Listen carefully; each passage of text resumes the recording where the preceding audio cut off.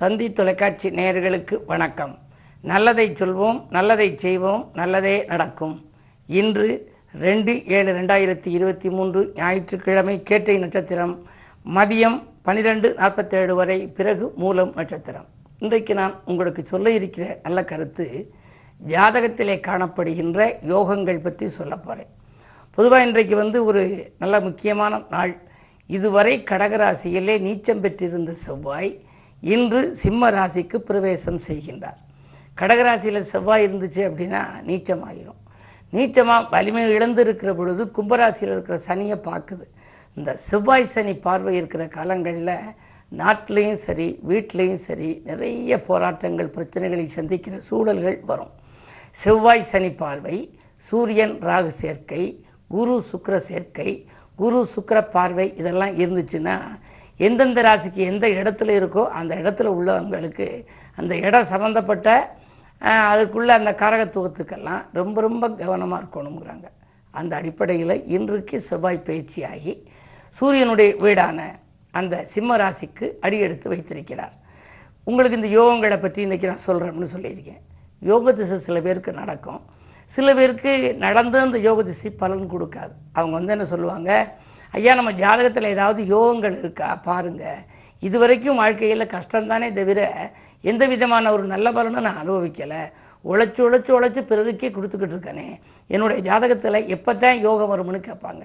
சில பேர் சொல்லுவாங்க, ஒரு காலத்தில் ரொம்ப ஓகோன்னு இருந்தேன், இப்போ ஓரளவு அந்த அளவுக்கு வரலையே, என்ன காரணம்பாங்க. சில பேர் என்ன சொல்லுவாங்க, வாழ்க்கை பூரா இப்படித்தான் இருக்குமா, இல்லை எப்போவாவது நமக்கு யோகம் வருமா அப்படின்னு சொல்லி கேட்பாங்க. யோகம் அப்படின்னாலே நமக்கு ஒரு நல்ல நேரம்னு அர்த்தம். அந்த யோக திசையை நடக்கும் சில பேருக்கு, ஆனால் அந்த திசை நடக்கிற போது அவர்களுக்கு பலன் கொடுக்காது. காரணம், அவர்களுடைய லக்னம் அல்லது சந்திரனுக்கு அந்த யோகம் செய்கிற கிரகம் பகை கிரகமாக இருக்கும். ஒரு கிரகத்துக்கு நமக்கு நல்லது செய்கிற கிரகம்னு ஒன்று இருக்கும் ஜாதகத்தில், பகை கிரகம்னு ஒன்று இருக்கும். அப்படி பகை கிரகத்தினுடைய ஆட்சிகள் நடந்தால் அதை செய்ய விடாது. அதாவது எதிர்ப்புகளுக்கு மத்தியில் வாழ்க்கை இருக்க மாதிரி இருக்குமா. அதில் ஒரு நல்ல அருமையான யோகம் தர்ம கர்மாதிபதி யோகம்னு ஒரு யோகம். இந்த யோகம் இருந்தால் அரசியல்லையும் சரி, ஆன்மீகத்திலையும் சரி, இல்லை தொழிலையும் சரி மிகப்பெரிய வளர்ச்சி, தலைமை பதவிகள் தானாகவே வரும். இவங்க முயற்சியே பண்ண வேண்டாம், அப்படியே இவங்களுக்கு மக்கள் செல்வாக்கு ரொம்ப வரும். அது எப்படி இருக்கணும் ஜாதகத்திலேனா, 9க்கு உடையவரும் 10க்கு உடையவரும் சேர்ந்து இருக்கணும்.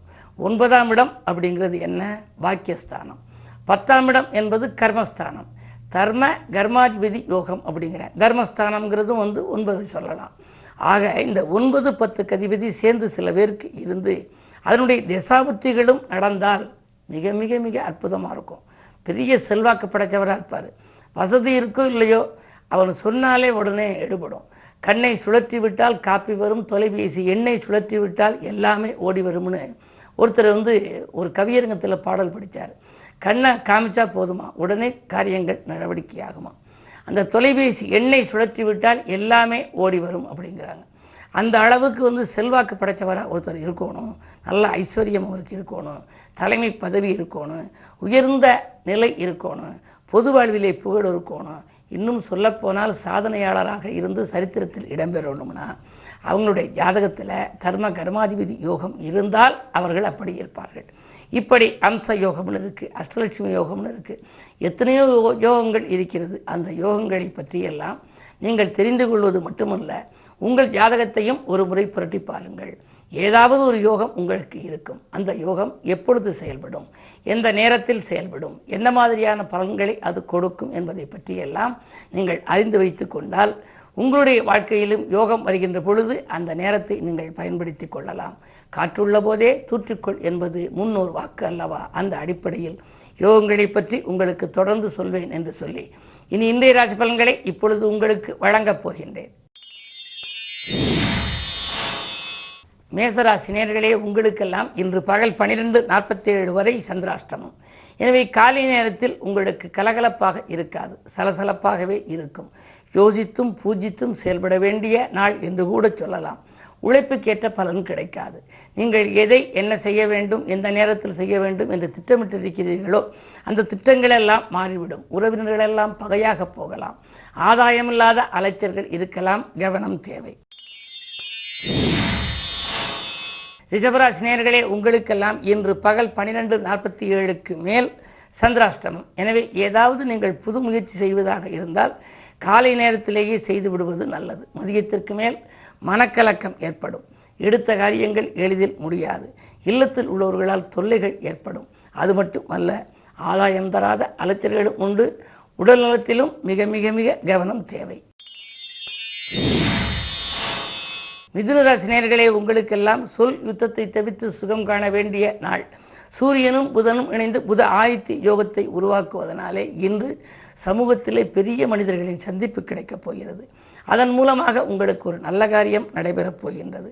மாமன் மைத்துன வழியில் ஏற்பட்ட மனக்கசப்புகள் மாறும். பொது வாழ்விலே புகழ் கூடும். புதிய பொறுப்புகள் உண்டு. இன்று ஞாயிற்றுக்கிழமை என்பதனாலே அருகில் இருக்கும் சிவாலயம் சென்று சிவனையும் உமையவளையும் வழிபடுவது நல்லது. கடகராசி நேயர்களே, உங்களுக்கெல்லாம் இப்பொழுது அஷ்டமத்து சனி. இதுவரை உங்கள் ராசியில் இருந்த செவ்வாய் இப்பொழுது விலகிவிட்டது. உங்கள் ராசியில் இப்பொழுது சுக்கிரன் 4-11க்கு அதிபதி. பயணங்களால் உங்களுக்கு பலன் உண்டு. அதிகார பதவியில் உள்ளவர்களின் ஆதரவு கிடைக்கும். துன்பங்கள் தூளாக நண்பர்கள் உதவிக்கரம் நீட்டுவார்கள். துணையாக இருக்கும் நண்பர்கள் தோள் கொடுத்து உதவி இன்று இல்லத்தில் ஒரு நல்ல காரியம் நடைபெற வழிபிறக்கும். சிம்மராசி நேயர்களே, உங்களுக்கு செவ்வாய் சனி பார்வை ஆரம்பமாகிவிட்டது.